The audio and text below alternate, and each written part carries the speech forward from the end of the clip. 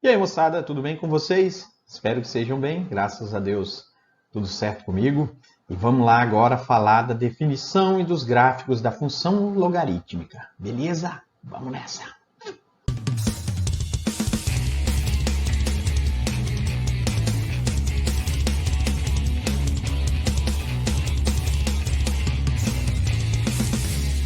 Safadinhos. Para exemplificar o que é a função logarítmica, vamos propor uma situação, né? Suponhamos que um caminhão que custe hoje R$ 100.000 e sofra uma desvalorização de 10% por ano de uso. Depois de quanto tempo de uso, o valor do veículo será R$ 20.000. Como a desvalorização ela é para cada interação, então depois do primeiro ano, o valor do caminhão passa a ser 90% do que ele era antes. É mais ou menos assim que funciona a ideia da porcentagem, né? Então você não vai ficar, pode, por exemplo, medir 10% de 100 mil, que dá 10 mil, e depois subtrair. Mas uma operação que a gente pode fazer mais direta é essa, ó. É já saber que o caminhão ele é 90% do que ele estava um ano atrás.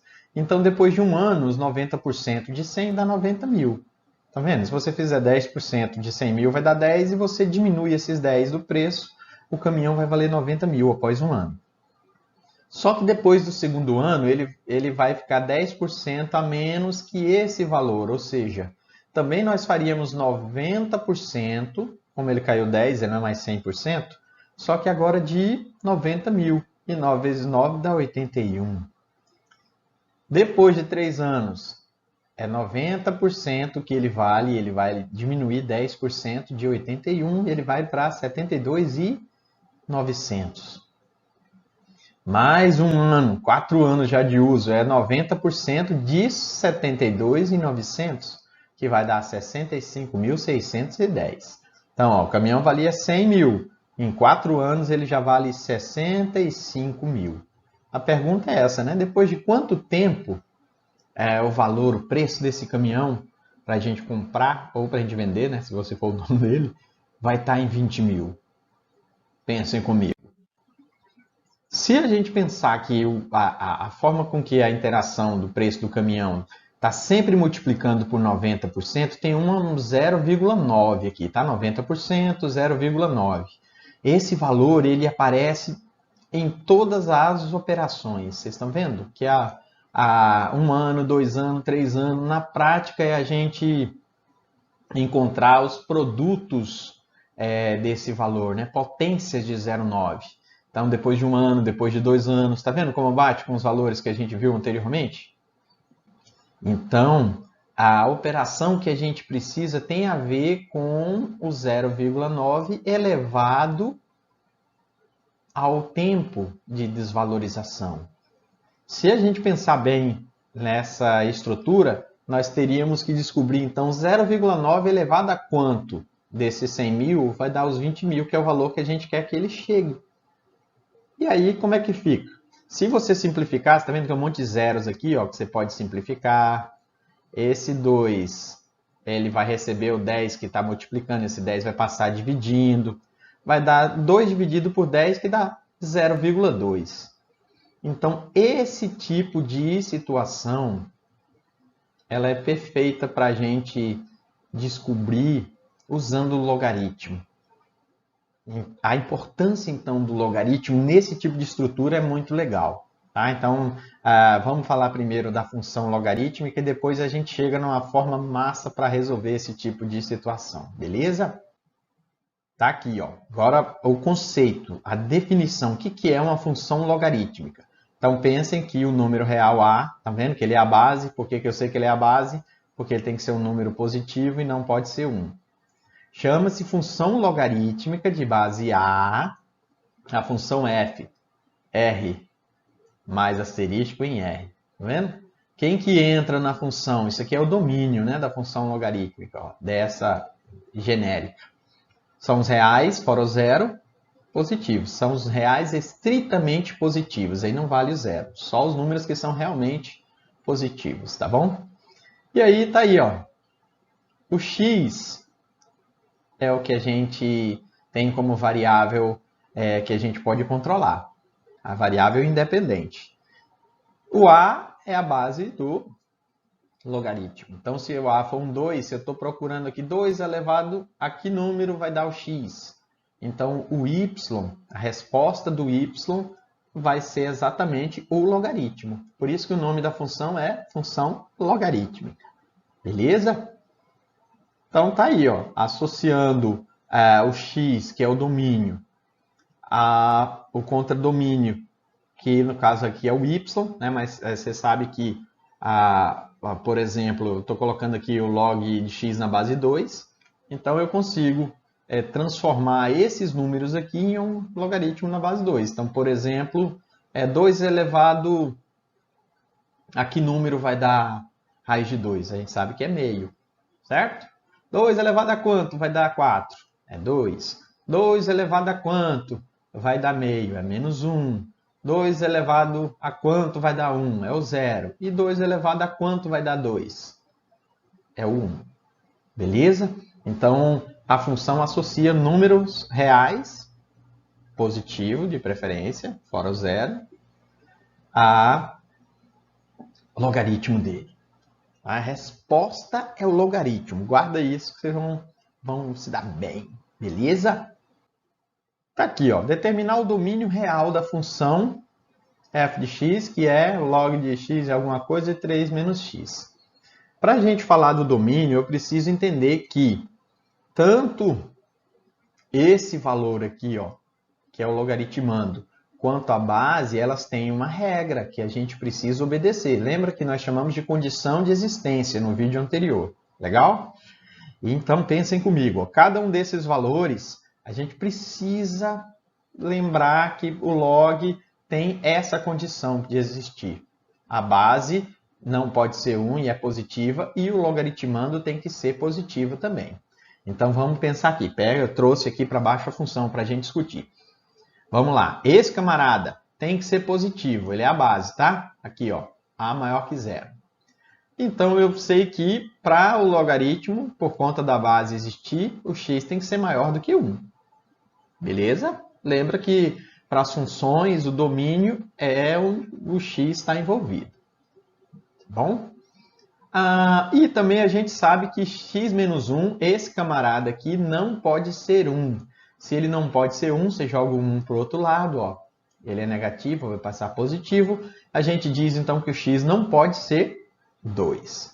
As duas condições para a base eu já fiz. Agora pensa no logaritmando. 3 menos x, tem uma coisa que tem que acontecer com ele, né? O que é? Ele tem que ser positivo. Se ele tem que ser positivo, você faz que 3 menos x tem que ser positivo. Joga o 3 para o outro lado, ele vai negativo.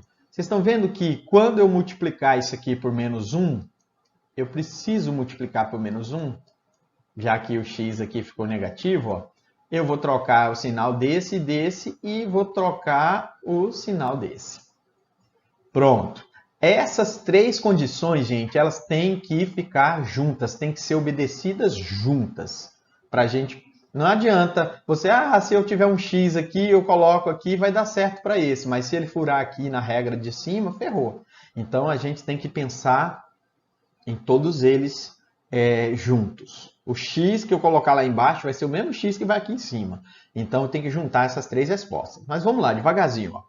Na primeira situação eu tenho que o x é maior do que 1, certo? É só maior do que 1, não pode ser igual a 1. Tá bom? Então, olha lá, minhoquinha para cima. O 2 eu preciso tirar porque é a segunda condição. Ó. Ele não pode ser 2. Então, é um número maior do que 1, mas não pode ser 2. Na segunda condição, eu tenho que o x é maior do que 3. Então, tá aqui, ó, a minhoquinha lá para cima. Agora, ao mesmo tempo, se eu juntar essas duas respostas, ó, eu vou trazer o 1, o 3 e o 2 para cá, e a gente sabe que a única parte que está nos dois intervalos ao mesmo tempo é essa daqui, ó. Ou seja, se o x for maior do que 3, ele vai obedecer a primeira, a segunda e a terceira regra. Tá? Eu juntei aqui, ó. né? Eu fiz uma intersecção entre esses dois intervalos. Então, a gente diz que o domínio dessa função é que o x tem que ser maior do que 3. Aí pulei toda aquela parte que x pertence aos reais, tal, que x maior do que 3. Eu estou sendo mais prático aqui, tá bom? Mas eu preciso investigar todas as condições. Todas as condições. Legal esse primeiro exemplo? Tem mais um aqui, ó. Determine o domínio da função f de x, que é o logaritmo de raiz de x mais 1, na base x menos 2. De novo, pensa na base. X menos 2 tem que ser maior do que 0. Primeira investigação, a base é um número positivo. Condição de existência do logaritmo. Então, jogo 2 para o outro lado, a gente diz que o x é maior do que 2. Beleza? O x também, esse cara que está aqui, não pode ser 1. Então, x menos 2 tem que ser diferente de 1. Jogo o 2 para cá, ele vem positivo. 1 mais 2 é 3.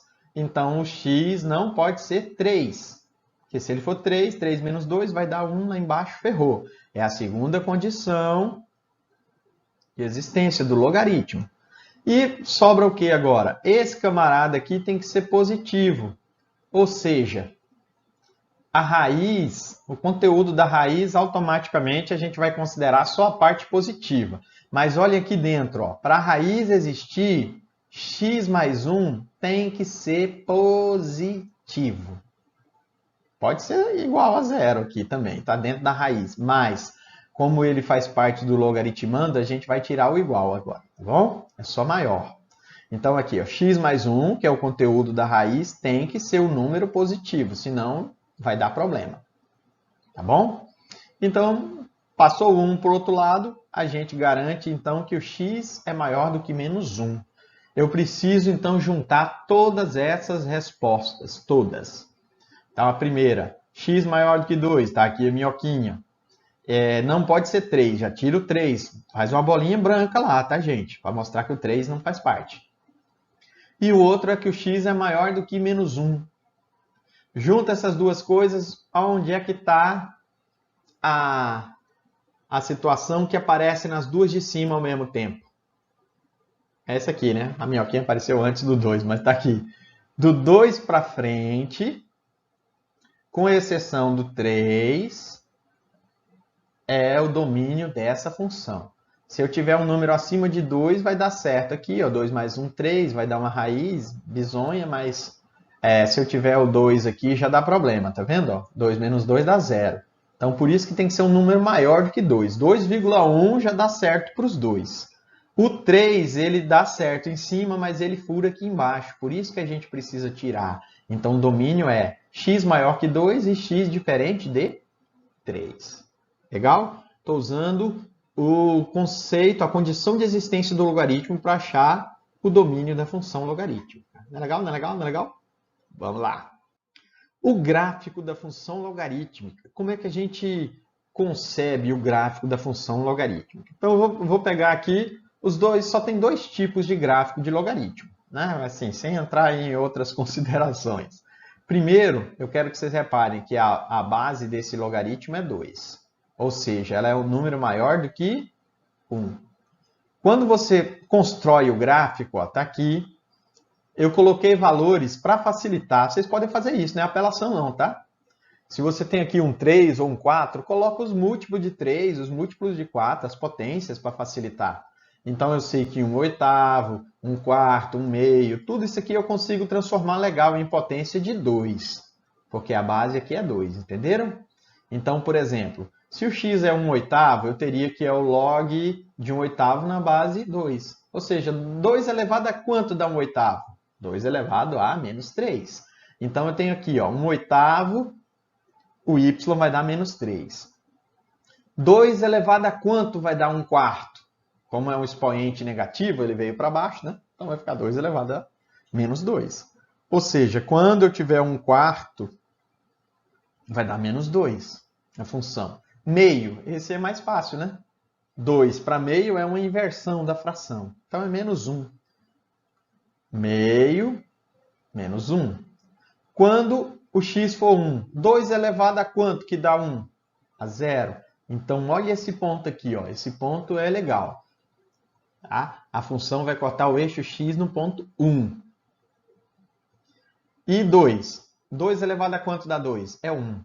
Então, agora ele já começa a aparecer do lado positivo. 2 elevado a quanto dá 4? É 2. Hã? E 2 elevado a quanto que dá 8? 3. Então, gente, esse gráfico bonito... Ah, moleque doido, é o gráfico da função logarítmica. Vocês estão vendo que ela começa a crescer, mas ela começa empolgada, né, nos primeiros momentos, ó. E daqui para frente ela cresce, mas ela vai crescendo mais devagarzinho. Para você chegar no ponto 4 aqui, você tem que estar no x igual a 16. Então ela vai crescendo devagarzinho. Mas isso aqui é um crescimento, certo?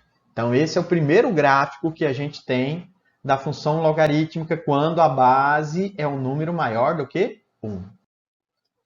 Como o outro era maior do que 1, a base, esse aqui é o gráfico diferente. Está vendo que a base agora é um número que está entre 0 e 1. Lembra que o logaritmo existe quando a base é maior do que 0 e pula o 1. Então, de 0 até o 1 é uma base fracionária e do 1 para frente é a base que a gente chama de positiva, digamos assim. Então, reparem que no primeiro gráfico a função cresceu quando a base era um número maior do que 1, certo? Agora aqui eu estou usando os mesmos números para a gente ter a mesma referência. Só que agora, meio, quando você tem o x valendo 1/8, é mais fácil. 1 meio elevado a 3 dá 1/8. Então tá aqui, ó, esse 1/8 vai estar lá em cima, vai dar 3. 1/4 vai dar 2, que meio elevado a 2 dá 1/4. Meio vai dar 1. Meio elevado a 1 é ele mesmo. Então, meio vai dar 1. Quando o x é 0, o log de meio elevado a 0 vai dar 1. Quando o logaritmando é 1, a gente já sabe que o resultado do logaritmo é 0. E aí daí começa a inverter as frações, né? Então, log de 2 na base meio vai dar menos 1, porque a inversão do 2 vai virar meio. Então tá aqui, ó. 4.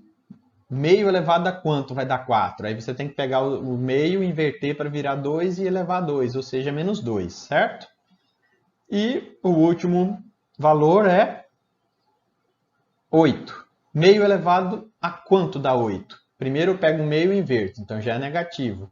Esse 2 eu tenho que elevar a 3, então é menos 3. Ficou aqui em cima, né? Tá aqui, ó, o gráfico tá aqui embaixo, tá bom? Mas olha só o que é o gráfico da função logarítmica quando a base é um número entre 0 e 1. Vocês estão vendo como é que fica? Ele é decrescente.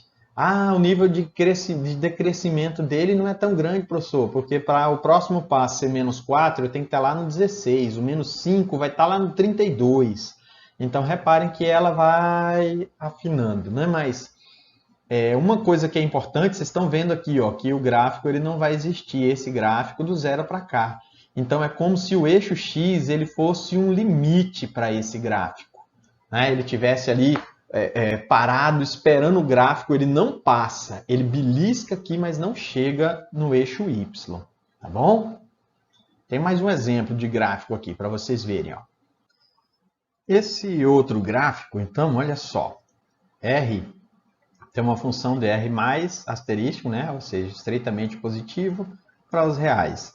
O log, está aqui. Tudo que a gente já falou nos outros gráficos. Mas reparem que esse x mais 1 aqui dá um panorama diferente por conta desse 1 aqui junto do x. Quero mostrar para vocês que esse x faz um negócio bem interessante com o gráfico. Vamos ver agora, né? Eu vou usar a mesma base dos outros gráficos, mas dessa vez eu quero que vocês notem o seguinte, ó, que eu não posso colocar aqui um número que somado com 1 para questão de eu estou meio forçando a barra mesmo, para ficar em potência de 2, né? Senão você vai faz um monte de coisa aqui e não dá certo o gráfico, tá bom? Ou vai dar umas frações bizonhas. Então eu coloquei aqui, ó, todos eles que eu reduzi 1 em relação ao gráfico anterior. E de cara eu já vou abrir meu coração para vocês, vou mostrar o segredo disso aqui, ó. Eu quero que vocês notem que menos 1 é o número que, quando eu substituir por x aqui, menos 1 mais 1 vai dar 0. Ou seja, a gente vai ter a mesma coisa que o gráfico anterior tinha quando o x era 0. Tá? Então, na prática, o que isso vai fazer com os pontos? Eu vou mostrar para vocês devagarzinho. Então, eu reduzi 1 de todo mundo. Aquele 1 oitavo, eu reduzi 1, virou 7 oitavos. Reduzi 1 aqui, virou 3 quartos. Reduzi 1, virou menos meio. Era 1, virou 0. Era 2, virou 1. Era 4, virou 3. Tá vendo? Eu reduzi 1. Já é uma dica para vocês quando vocês forem construir os gráficos também, tá? Pode usar esse recurso, né? Apelação não, poxa, é válido. Então tá. Quando você coloca, então, ó, menos 7 oitavos, dá menos 3. Você está somando com 1 aqui, ó. Então, menos 7 oitavos com 1 vai dar 1 oitavo, então é o que corresponde a menos 3. Vocês estão vendo que já começou um negócio que o outro gráfico não tinha. Lembra que eu falei para vocês que o outro não tocava o eixo Y? Esse aqui passou para lá, mas passou por conta desse 1. Por conta desse 1 aqui. Vamos continuar. Menos 3 quartos, se eu somar com 1, vai dar 1 quarto. E 2 elevado a quanto dá 1 quarto? É menos 2. Menos meio mais 1 vai dar meio positivo. 2 elevado a quanto dá meio? 2 elevado a menos 1. É só inverter a fração que você saca. 0. 0 mais 1 dá 1. Então, 2 elevado a quanto dá 1? A 0. Então, olha só, ele vai passar exatamente no 0. Aí, quando x for 1, 1 mais 1 é 2. Então, 2 elevado a quanto dá 2? 2 elevado a 1. Então, está aqui, ó, 1 e 1. Quando x é 3, 3 mais 1, 4. 2 elevado a quanto dá 4? A 2. Então, 3 e 2. E 7. 7 mais 1, tá vendo? Ó, pensa aqui, ó, eu estou somando aqui dentro, para quem está meio perdido. Ó. 7 mais 1 dá 8.